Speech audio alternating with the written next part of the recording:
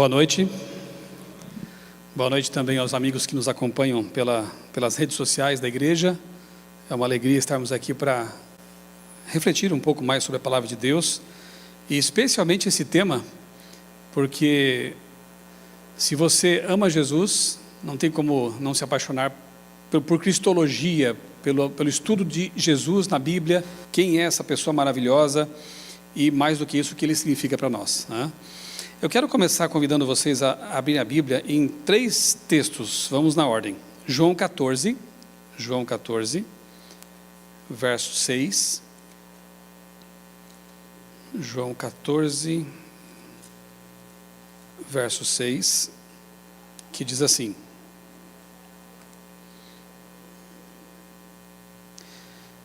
Jesus respondeu: Eu sou o caminho, a verdade e a vida. Ninguém vem ao Pai, senão por mim. Jesus disse: Eu sou o caminho, a verdade e a vida. Aí mais adiante um pouco, João 17, verso 17, nós lemos o seguinte. É Jesus falando aqui agora, tá? Naquela linda oração sacerdotal. Santifica-os na verdade, a tua palavra é a verdade. Bom, como que a gente fica agora com essas duas passagens? Porque numa ele diz, eu sou a verdade. E noutra, ele mesmo diz, a tua palavra é a verdade. O que é a verdade? Quem é a verdade? Bom, com essa pergunta já dou até a resposta, né? Quem é a verdade? A Bíblia é a verdade porque fala daquele que é a verdade. Jesus é a verdade de Deus encarnada. Jesus é a pessoa, é a verdade em pessoa. Então, a Bíblia, porque é inspirada por Deus e foi escrita por pessoas que tiveram essa revelação de Deus, e os discípulos, de modo muito especial, andaram com o próprio Deus. A Bíblia é a verdade porque ela fala da verdade, Jesus. Então, Jesus é a suprema revelação de Deus. Na verdade, Ele é a verdade em pessoa. Algumas pessoas aí entendem que a igreja seria a originadora da palavra, né? Tem uma igreja grande aí que diz isso, que é a igreja que originou a palavra, a igreja que tem a palavra. Na verdade é o contrário, nós protestantes cremos que a palavra é que dá origem à igreja, tanto a palavra Jesus quanto a palavra Escritura. A igreja está fundamentada sobre a palavra, fundamentada sobre os apóstolos, e a palavra dos apóstolos sobre Jesus está aqui na Bíblia. Então o fundamento da igreja é a Bíblia. É a palavra. A Bíblia é a palavra escrita, Jesus é a palavra encarnada. E se você pensar bem, na verdade tem muita semelhança entre ambos, né? Porque a Bíblia, ela é a palavra de Deus em linguagem humana, graças a Deus por isso. A Bíblia, ela consegue ser acessível para nós, porque Deus usou seres humanos como nós, deu a essas pessoas as ideias, né, a inspiração de pensamento, digamos assim, e aí essas pessoas usaram os recursos linguísticos que elas tinham, e você vê que há variação realmente, né? Você tem Salomão com seus textos assim profundos, né? Mas você também tem Pedro, João, com textos bem simples, de pessoas simples, pescadores, mas a palavra é de Deus, com o sotaque humano. A Bíblia, portanto, é a palavra de Deus na forma em que os humanos podem entendê-la, e Jesus, de modo semelhante, é a palavra encarnada de Deus, que se relaciona com seres humanos. Ele veio como ser humano. Alguns até o confundiram como sendo apenas um ser humano. Os dois, a Bíblia e Jesus, são um esforço de Deus em se revelar, em se relacionar com seres humanos. Louve a Deus, agradeça a Deus por esses presentes, né? Tanto a Bíblia quanto o fato de Jesus ter vindo aqui à Terra. Agora volte um pouco aí, João 5,39. João 5,39, é um texto bem conhecido, né? E alguns até confundem, achando que o verbo aqui é um imperativo, mas não é, tá? Eu já vou explicar esse detalhe aqui. Jesus, conversando com os fariseus, ele diz assim: vocês examinam as Escrituras, porque julgam ter nelas a vida eterna, e são elas mesmas que de mim testificam. Contudo, verso 40, contudo, vocês não querem vir a mim para ter a vida. Então percebam, não é um imperativo, tipo, vocês devem examinar as Escrituras, porque aquelas pessoas já examinavam as Escrituras, eram os fariseus. Então Jesus constata algo e aponta uma falha, que é a seguinte: vocês leem a Bíblia, vocês estudam as Escrituras, porque pensam que elas têm a vida eterna, e de fato elas têm, mas não querem vir a mim, que sou a vida eterna. Elas testificam de mim, percebeu? Jesus afirma categoricamente aqui, que as Escrituras, e naquele momento só tinha o Antigo Testamento, né? Elas testificavam e testificam a respeito dele. Por isso que a Bíblia é a verdade, porque ela fala do ser verdade, do homem Deus verdade. Se a Bíblia testifica de Jesus, o que podemos extrair dela a respeito disso? Vamos fazer aqui uma viagem bem rápida por alguns textos bíblicos. Aqui só vou citá-los, né? Gênesis 1, 26, Gênesis 3, 22, Gênesis 11, 7, são textos que apresentam a pluralidade de Deus. Gênesis 1 você conhece bem, né? Façamos o homem à nossa imagem e semelhança. Se Deus fosse apenas uma pessoa, ele diria: eu farei o homem à minha imagem e semelhança. Mas ali você vê que no mínimo deveria haver 2 pessoas, mas sabemos que são 3. Porque nós sabemos que Deus estava envolvido na criação, sabemos que o Espírito de Deus pairava sobre a face das águas, e sabemos que Jesus também estava lá, porque João diz que o Verbo eterno criou todas as coisas. Os 3 estavam lá, portanto era uma conversa entre 3 pessoas que estavam criando a vida aqui na terra.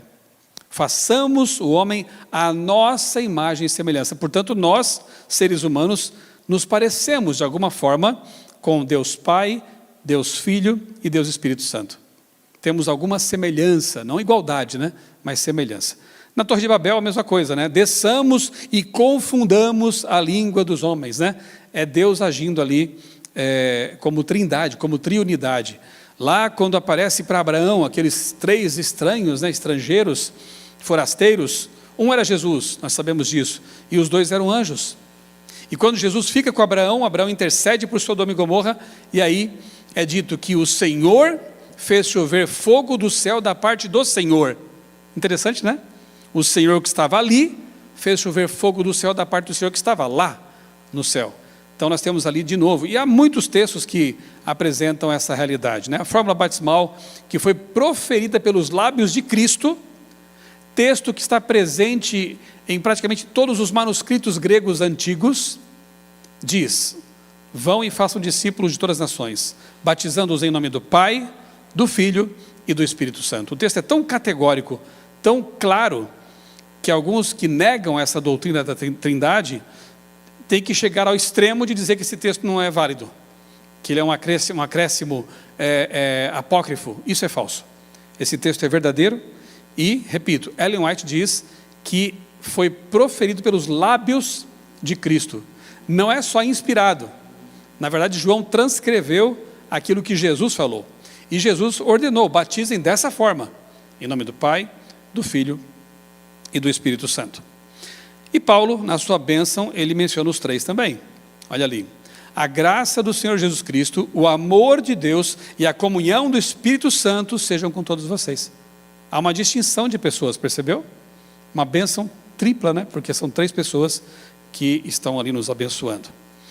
João 1, 1 a 3, esse texto é maravilhoso, né? Colossenses também fala de Jesus como o Criador e a plenitude da divindade entre nós. Mas João, ele já começa o seu evangelho, estamos estudando isso aqui na escola sabatina, né? Nesse trimestre, afirmando que no princípio era o verbo. E você vê que João está ecoando Gênesis 1:1, né? No princípio criou Deus, não é por acaso.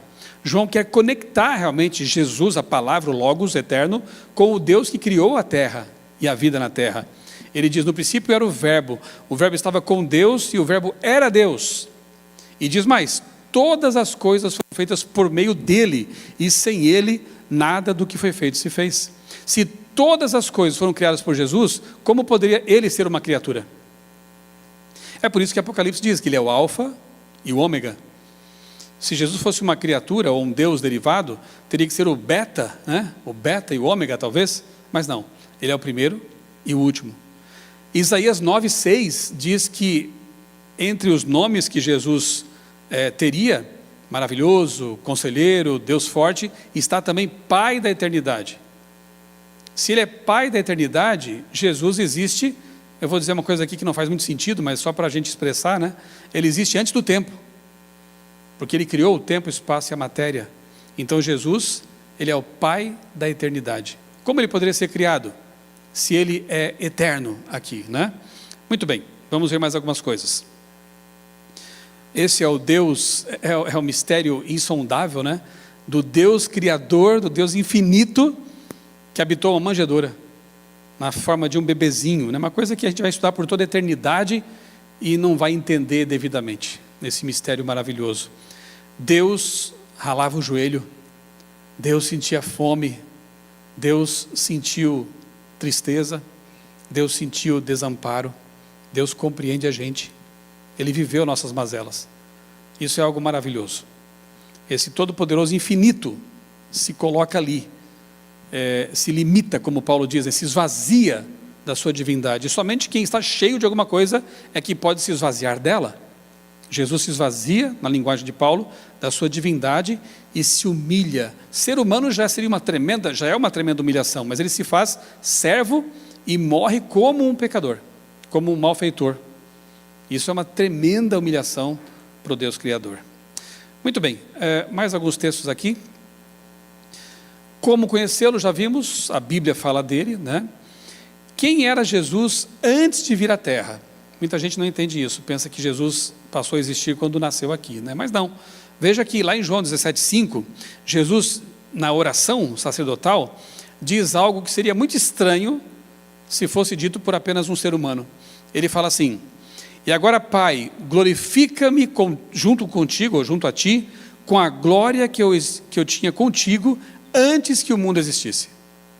Não é claro esse texto? Essa oração de Jesus não é clara com respeito à sua divindade e eternidade?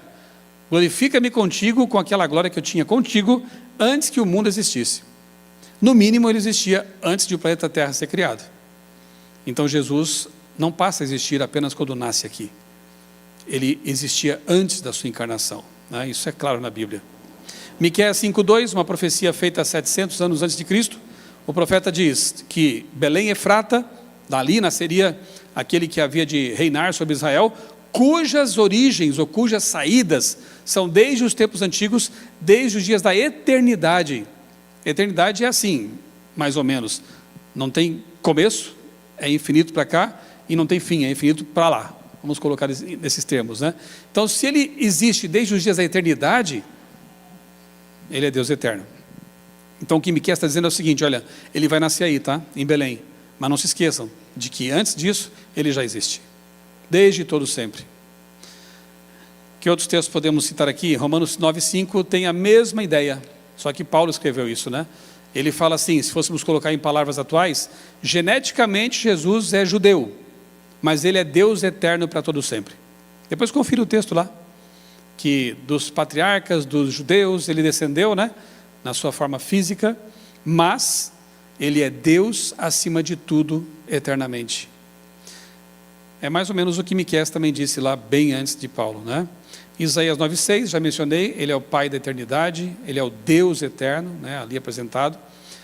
João 1,18 tem um texto, ali tem um verso bem interessante também, que diz assim: ninguém jamais viu a Deus, mas o Deus unigênito que está junto do Pai, o tornou conhecido.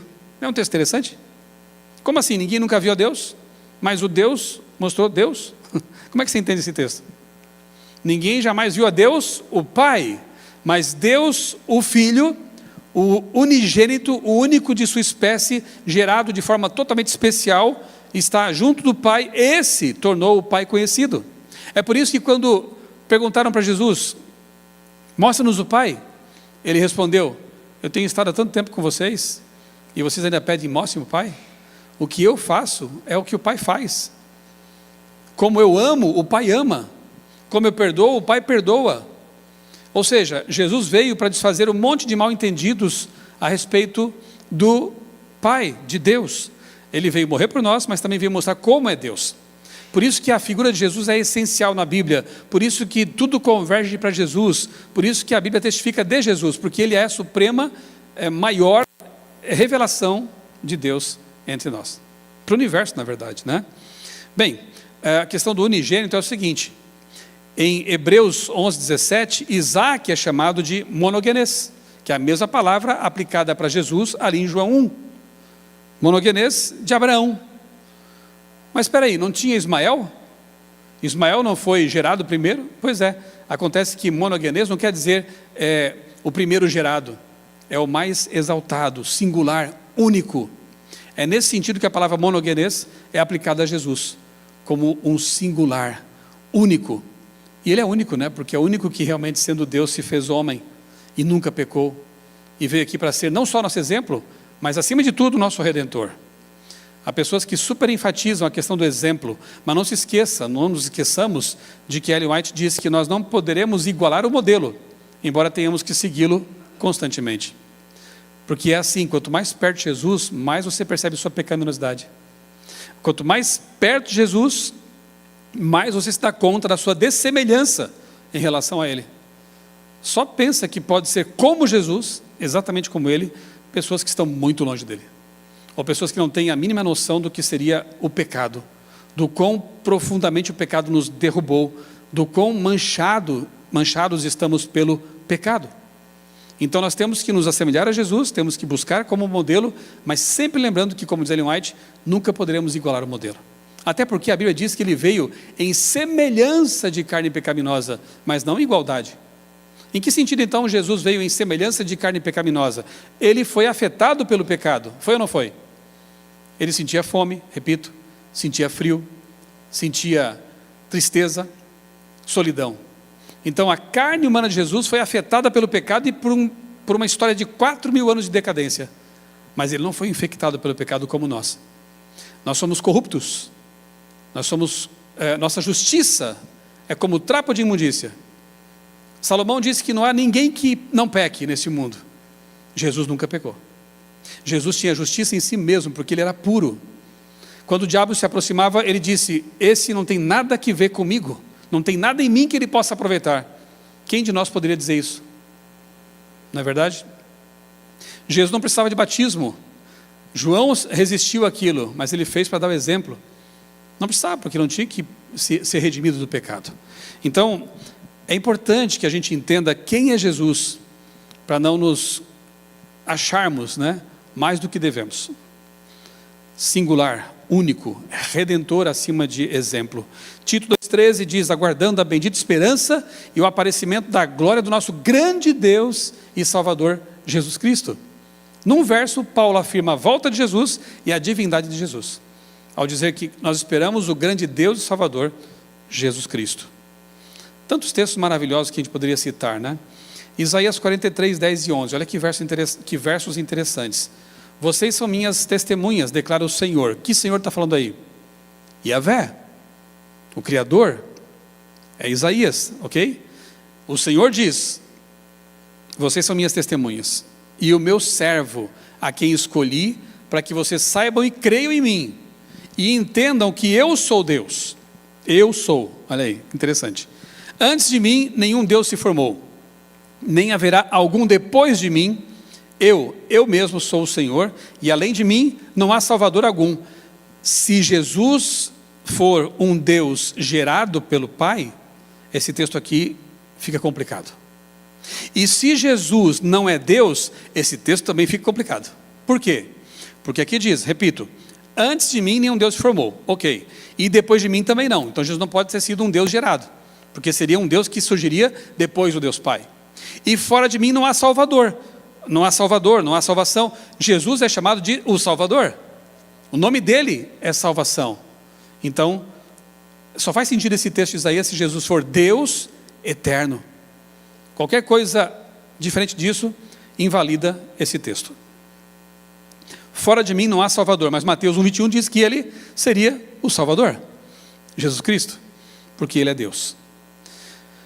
E essa então nós estamos vendo na lição dessa semana, a declaração fantástica de Tomé. Quando viu Jesus diante dele, as marcas nas mãos, do lado, Tomé se ajoelhou e disse algo muito sério. O que ele disse? Meu Senhor e meu Deus. Se Jesus não fosse Deus, ele teria que fazer algo semelhante ao que o anjo no Apocalipse fez: levanta que eu também sou um servo. Mas Jesus aceitou a adoração. E fez isso porque Ele é Deus, né? Meu Senhor e meu Deus. Enfim, Salmo 23 diz: o Senhor é o bom pastor. Jesus disse: eu sou o bom pastor. Quem é o pastor? O Senhor Jesus. João 8:58. Antes que Abraão existisse, eu sou. Pegaram pedras para apedrejá-lo. Por quê? Porque ao Jesus dizer isso, estava se conectando com o eu sou que apareceu para Moisés e disse: eu sou te envia. A mesma expressão. Então Jesus estava dizendo assim: antes que Abraão existisse, eu sou Deus.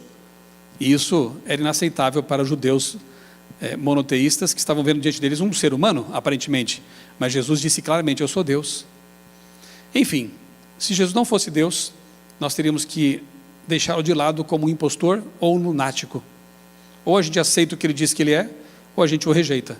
Mas nós temos muitos motivos, né, para crermos que de fato ele é Deus, especialmente porque ele age na nossa vida. A pergunta é, agora, pessoal, para a Bíblia, quem é Jesus? É Deus. E para você? Quem é Jesus? Eu quero chamar a Débora aqui agora à frente.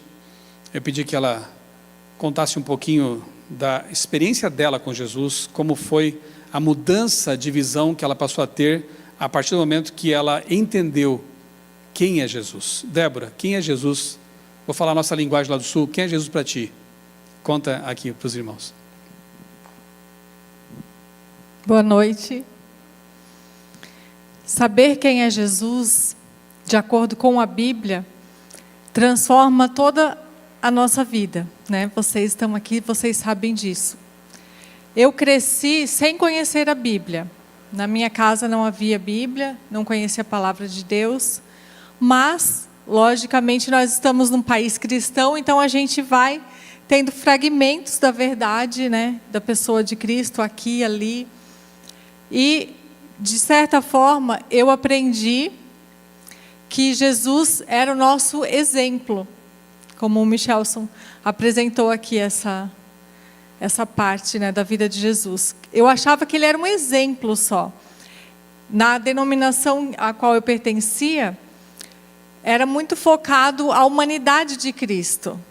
Então, eu sempre me espelhava no exemplo que ele deu, né, de amar aos pobres, de ajudar as pessoas, de servir ao próximo.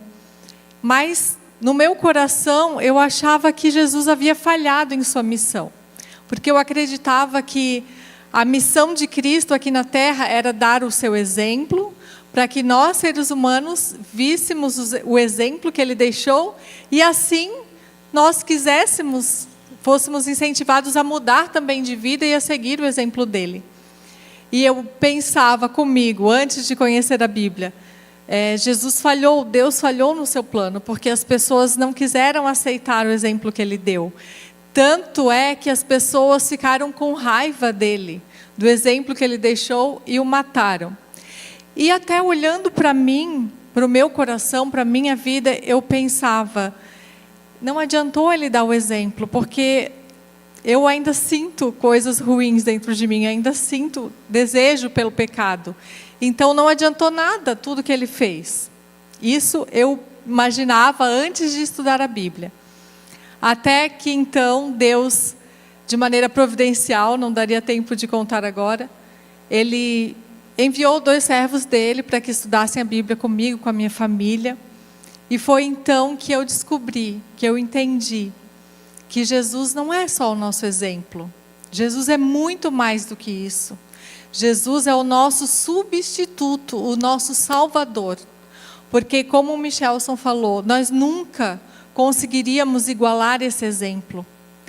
Mesmo que eu queira de todo o coração ser como Jesus, eu jamais serei igual a Ele. Porque só Ele pode ter esse amor tão imenso, de amar todas as pessoas, todos os pecadores, todos aqueles, mesmo aqueles que pecam, que fazem mal, que o rejeitam, Ele os ama como filhos. Nós, seres humanos, não temos essa capacidade, só o Espírito Santo pode fazer com que a gente tenha esse amor. Então eu entendi que Ele é o meu substituto, e mesmo que o meu coração ainda seja pecaminoso, Ele continua me amando, Ele continua me aceitando e continua me ajudando a mudar a cada dia. E isso transforma totalmente a nossa maneira de viver, a nossa maneira de confiar em Deus, de se relacionar com Deus, porque eu sei que eu tenho um Deus, e aconteça o que acontecer, Ele vai continuar me amando, e Ele ama cada um de nós, e Ele vai estar sempre de braços abertos para nos ajudar, para nos salvar. Obrigado, Débora. Quem é Jesus para você? Essa é a pergunta. Quem é a palavra? Jesus é a palavra encarnada, a Bíblia fala de Jesus, a Bíblia é a palavra também. Sejamos gratos a Deus por esse presente maravilhoso, insondável, que é a palavra que nos foi dada. Quero convidar você a fechar os olhos para que nós conversemos com esse Deus maravilhoso neste momento. Pai querido, muito obrigado, porque a Tua palavra revela, a Bíblia Sagrada revela a palavra encarnada que é Jesus. Obrigado porque nela encontramos o testemunho sobre Cristo. Nós entendemos que Ele é Deus que se fez homem para viver entre nós, revelar como é a divindade e morrer na cruz sem ter culpa para nos livrar da nossa culpa. Obrigado, Senhor, porque temos um Deus, porque Tu és um Deus pessoal, um Deus amoroso, um Deus que quer resolver o problema no qual nos metemos quando pecamos, escolhemos o pecado. E obrigado porque a Bíblia apresenta a promessa da volta de Jesus. Um dia estaremos com Ele face a face para todo sempre. Abençoa, Pai, a Tua igreja, abençoa os amigos que estão nos acompanhando, que vão depois também assistir a gravação. Obrigado pelo que Tens feito na minha vida, na vida da Débora e de todos aqui presentes, porque andar com Jesus é algo incomparável, é algo maravilhoso e não queremos jamais abandonar esse caminho e soltar as Tuas mãos. Assim como Pedro, nós também dizemos, para onde iremos nós? Só Jesus tem as palavras da vida eterna. E é em nome dele que nós oramos e tudo te agradecemos. Amém. Boa noite, você, nosso amigo, nosso irmão, que costumeiramente aí todas as quartas-feiras tem nos acompanhado, tem participado desse nosso pequeno grupo virtual, onde a gente separa aqui alguns momentos, alguns minutos aí bastante gostosos, onde nós podemos compartilhar com vocês, e vocês conosco também, seus pedidos, seus agradecimentos, e a gente sempre reserva aqui um tempinho também para poder bater um papo com o nosso pregador. E nessa noite nós estamos felizes, porque nós temos aqui o pastor Michelson. O pastor Michelson é uma pessoa assim, muito conhecida, possui seu canal no YouTube, já participou de diversos programas de TV, então tenho certeza assim, que muitos de vocês já conhecem o pastor Michelson. Mas, pastor, a gente tem um protocolo aqui de a gente fazer a apresentação. Então, eu sei que às vezes até parece meio estranho, né, pastor Michelson, tão conhecido assim, mas a gente gostaria que o senhor falasse um pouquinho, pastor, dessa, vamos dizer assim, do lado pessoal do pastor, né? O pastor nasceu onde, se formou, casado, fala um pouquinho dos filhos também, assim nossos irmãos acabam conhecendo um pouquinho mais o pastor Michelson. Ok. Mais uma vez, boa noite, né? Uma alegria estar aqui na nosso bate-papo virtual. Bom, talvez uma informação que nem todos saibam, eu sou um dos anciãos aqui da Igreja das Mangueiras, né? É verdade. Então, quando eu não estou viajando, envolvido com outros projetos, aqui nós também somos, fazemos parte do corpo do ancianato desta igreja. Sim. Bem, eu nasci em Criciúma, Santa Catarina, sul do estado de Santa Catarina. Cursei a minha faculdade de jornalismo lá na Federal de Santa Catarina, em Florianópolis. Lá eu conheci a minha esposa. Florianópolis. Okay. Que acabou de falar agora há pouco aí, né? Ela é de Palhoça, é um município vizinho, mas nós nos conhecemos num culto de quarta-feira, como hoje, na Igreja Central de Florianópolis. Lá nós nos conhecemos, depois começamos a namorar. Sim. E estamos casados já há quase 30 anos, né? E tem sido uma bênção, né? O nosso relacionamento veio de Deus. E de lá de Florianópolis, recém-casados, nós fomos chamados para Tatuí, que eu recebi um chamado para trabalhar como editor na Casa Publicadora Brasileira, Perfeito. Onde já estou há quase 27 anos. Puxa. Aqui nasceram nossos 3 filhos, né? a mais velha é a Giovana. Os 3, então, são tatuianos. Os 3 são tatuianos. Muito bem, muito bem. A mais velha é a Giovana, está se formando em psicologia. Isso, a Giovana está estudando... Em Santa Catarina, voltou para as nossas raízes lá, né? A Marcela, ela cursa design gráfico. A Marcela parece que já começou há pouco tempo, né? Ela cursou um ano de nutrição, mas não se encaixou muito bem. Ela começou de novo agora um outro curso, né? Perfeito. Na mesma faculdade, mas design gráfico. Está concluindo agora esse primeiro ano. Puxa, que bom. E o Mikael ainda está no fundamental, né? Muito é o nosso caçula, tem 14 anos. E o Mikael estuda aqui no colégio? Sim, Colégio Adventista aqui em Tatuí. Muito bem, aqui em Tatuí. Aí, tá vendo? De repente, você ainda não conhecia um pouquinho mais dessa questão, vamos dizer assim, né? Pessoal do pastor, a gente acaba agora sabendo um pouquinho mais sobre suas filhas, família, esposa, a Débora, que vocês viram aí também, né? Então é muito bom a gente bater esse papo e conhecer um pouquinho mais, né? Quero aproveitar para mandar uma boa noite aqui para a nossa irmã Maísa Miranda. Pastor, a irmã Maísa, rigorosamente todas as quartas-feiras, ela e o seu marido José Francisco assistem o nosso programa aqui, o nosso culto aqui, e sempre participam conosco nesse momento aqui do pequeno grupo, é muito gostoso. A irmã Maísa manda aqui, olha, manda uma mensagem aqui para nós, né? Deus abençoe grandemente a vida de todos os nossos irmãos. Amém. Amém, irmã Maísa. Nós temos aqui também a Cleice Carvalho. Boa noite, peço oração pelo meu filho Leandro, meus netos Tainá e Mateus, e pela salvação deles e por mim mesma. Irmã, no finalzinho do nosso bate-papo aqui, nós vamos pedir para o pastor orar para nós, e nós também faremos uma oração pelos pedidos, né, e os agradecimentos que foram colocados aqui também. Nós temos a irmã Késia Castro, que está desejando uma boa noite para nós aqui. A irmã Maísa fala assim: pastor Michelson, Deus te abençoe grandemente e a toda a sua família. Amém. Obrigado, irmã Maísa. Muito bem. A irmã Maísa está sempre conosco aqui, todas as quartas-feiras ela participa conosco aqui, e é bastante gostoso.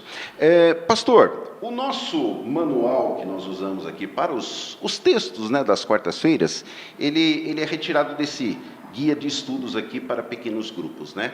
E a gente sempre separa aqui alguns minutinhos para falar um pouquinho do pequeno grupo, né? Então a gente gostaria de tentar ouvir do senhor assim, se o pastor lembra quando foi o pequeno grupo, o primeiro pequeno grupo que o pastor participou, se havia alguma coisa assim que era interessante, alguma coisa assim que marcou para o pastor, que o pastor pudesse compartilhar com os nossos amigos. Não precisa ser o primeiro, né? Pode ser em qualquer outro pequeno grupo que o irmão participou, mas que o pastor pode lembrar de alguma coisa assim que deixou marcado no pequeno grupo. Pequenos grupos são uma bênção, né? Sim. Porque ali é como se fossem as famílias que compõem a grande igreja, né? Então, durante a semana se reúnem, oram, abrem o coração, podem ali compartilhar suas lutas e estudam a palavra e buscam o poder do Espírito Santo. Então, é uma bênção. Tem igrejas que se chamam de células, né? Sim. Nós chamamos de pequenos grupos, mas a ideia é a mesma, né? Ter ali um local mais aconchegante, em que as pessoas podem se conhecer melhor e convidar vizinhos, convidar amigos, a sempre uma dupla coluna, né? Duas colunas. Uma que é do alimento para os irmãos e a outra da missão também, né? De você poder convidar. Algumas pessoas talvez não aceitassem inicialmente um convite para vir a uma igreja, né? Um templo maior, mas quando você convida, olha, vá à minha casa, nós temos ali um grupo de estudos, né? Um grupo de oração, geralmente é um bom momento para quebrar o gelo, como Fica se diz. mais leve, né? Pastor? Fica mais leve. Eu já participei de muitos pequenos grupos na minha vida. A segunda igreja que eu frequentei, que foi justamente a igreja que a minha esposa também frequentava, era uma igreja de bairro, assim, bem pequena. A igreja já era um pequeno grupo, né? Tínhamos ali no começo menos de 20 membros. É uma igreja bem pequena mesmo, ficava numa casinha de madeira, bem humilde, né? Nós trabalhamos ali, evangelizamos, demos estudos bíblicos. Hoje tem uma igreja muito bonita lá estabelecida nessa comunidade, na Barra do Aririú, em Palhoça. E era um pequeno grupo, né? Sim. E eu tenho assim tenho boas recordações daqueles tempos, né? Muitas pregações, havia poucos pregadores, então a gente tinha que toda hora, né, estar preparando sermões e pregando ali na igreja. Muitos trabalhos missionários. Sim. Então são coisas assim que nos enriquecem espiritualmente, né? Muito do que eu acabei me tornando depois, como pastor, como ancião de igreja, eu devo a esse aprendizado inicialmente lá nesse pequeno grupo igreja. Pastor, eu nasci num lar adventista, né? E meus pais sempre falaram, né? Realmente, né? De a gente estar reunido esses grupinhos pequenos, eles fortalecem bastante a nossa fé. né? E uma das coisas que minha mãe sempre fala, inclusive minha mãe está assistindo a gente aqui, ela é lá de Bragança Paulista, ela começou há pouco tempo um pequeno grupo na casa dela, e ela tem dito que tem sido uma bênção para ela, então todas as quintas-feiras está se reunindo ali com as pessoas, ali tudo, algumas pessoas que o pastor mesmo disse, às vezes se sentem assim meio, acho que envergonhadas, ou, puxa, o que vão falar de mim, de repente me verem entrando numa igreja, tudo, né, e é muito mais gostoso, vamos participar aqui em casa, tudo tal, então a gente tem um bate-papo ali bastante gostoso, estudamos a Bíblia, e como não podia deixar de ser minha mãe, né? Sempre tem uma coisinha gostosa para comer no final, viu, pastor? Então sempre tem ali um lanchinho, um suquinho que minha mãe prepara assim com bastante carinho, bastante amor, e a gente vê que isso daí engrandece e fortalece principalmente a nós, né, pastor? Principalmente a nós, né? Isso é fazer da sua casa uma igreja, né? Sem dúvida. E aí você vai ser o pastor daquela igreja, né? Verdade. Se a gente lê, assim, quando a gente lê ali o livro de Atos, né? Estamos lendo agora no Reavivados por Sua Palavra, a gente percebe que não havia catedrais, não havia templos naquele momento, né? Eram igrejas, a igreja que está na casa da fulana, a igreja que está na casa do fulano, né? Eram igrejas nos lares. Sim. Então, na verdade, é resgatar um estilo de vida de ser igreja dos tempos bíblicos primitivos, né? Não há nada de errado ter templos e igrejas grandes, obviamente que tem o seu lugar também, né? Claro. Mas igrejas grandes são fortes quando famílias são fortes e quando também há esses pequenos grupos ali onde os irmãos se integram mais e buscam a Deus. Então é uma bênção, se a sua igreja não tem pequenos grupos, estimule, quem sabe comece na sua casa mesmo, né? Faça ali, convide alguns irmãos para começar um pequeno núcleo, depois de organizados, já estruturados, convidem os vizinhos, isso é uma bênção, né? Faz muito bem. Muito bem, pastor. A irmã Ana Maria Mateus Pereira, agradeço pela abençoada mensagem e peço oração por meus filhos e por toda a Igreja de Deus. Muito bem, irmã, no finalzinho nós vamos orar e vamos, sem dúvida nenhuma, pedir orações aqui pelo seu pedido. Pastor, entrando, nós temos mais alguns minutinhos, né? E o tema de hoje foi um tema assim, de repente a gente poderia ter um pouquinho mais de tempo para discutir, né? Falando um pouco ali de Jesus, o texto, né, o título do texto ali do nosso pequeno grupo fala assim, né, Jesus, a palavra suprema de Deus, né, e o pastor começou ali falando sobre um texto de João 14, né, o pastor leu ali, mas eu marquei aqui João 14, 9, que fala justamente no momento em que Jesus disse a Felipe, né, há tanto tempo que estou convosco e não me tens conhecido, quem me vê a mim, vê o Pai. Como dizes tu, mostra-nos o Pai. Quer dizer, Jesus ali, né, numa conversa ali com os discípulos, né, pastor? Eu imagino, e às vezes a gente faz alguns julgamentos, né, puxa, mas olha, como é que Filipe foi fazer essa pergunta? Eu imagino que se de repente eu estivesse no lugar dele, talvez teria feito a mesma pergunta do mesmo jeito, porque eu imagino a situação ali, né, pastor, eles ainda estavam um pouco confusos ali, porque dependendo da forma como Jesus expressava, gerava uma certa dúvida na cabeça deles, né? E a gente voltando um pouquinho só o texto aí de João 14, né, a gente vê que tinha passado por aquele momento ali, né, do lava-pés, aquela santa ceia, né? Jesus já tinha indicado ali quem seria o traidor. Nós tivemos aquele momento em que Pedro vai lá e ele fala assim, né, Senhor, porque não posso dizer o seguinte agora, né? Por ti darei a minha vida, né? E Jesus fala para ele, olha, Pedro, antes que o galo cante. Pastor, dá um pouquinho só para nós, assim, de uma forma assim bem... vamos dizer assim, resumida, mas eu acho que nós temos 4 minutos, dá para a gente falar um pouquinho, mais um pouquinho o contexto de como aconteceu essa conversa aqui, e um pouquinho também desse assunto onde os discípulos ficaram ali um pouquinho confusos, né? Mas como é que eu estou vendo Jesus, e de repente Jesus está dizendo que está vendo o Pai, né? Então, gera uma certa dúvida, assim, né, pastor? O que o senhor poderia só dar um contexto para a gente um pouquinho desse momento? Olha, na verdade, para a mentalidade fortemente monoteísta deles, dos judeus ali, Sim. Realmente foi algo surpreendente entender finalmente que aquele que estava andando com eles era o próprio Deus. Eles inicialmente aceitaram como Messias, talvez, tinham uma ideia até equivocada desse Messias, agora ele vai nos libertar. Exato. Com certeza o Simão Zelota pensou isso, né? Sem dúvida, que era um revolucionário. Então Jesus vai libertar-nos do Império Romano. E com o tempo, aqueles 3 anos de convívio, assistindo muita coisa de camarim, digamos assim, né? Pertinho ali, de camarote, né? Ele não é só Messias, não é só o profeta anunciado por Moisés, é muito mais. Então, foi um processo. Muita gente hoje ainda está nesse processo. Há pessoas que não aceitam Jesus como Deus, né? Perfeito. E aí veio, logo na sequência aqui, ó, no capítulo 14, o capítulo 14 é muito rico, né?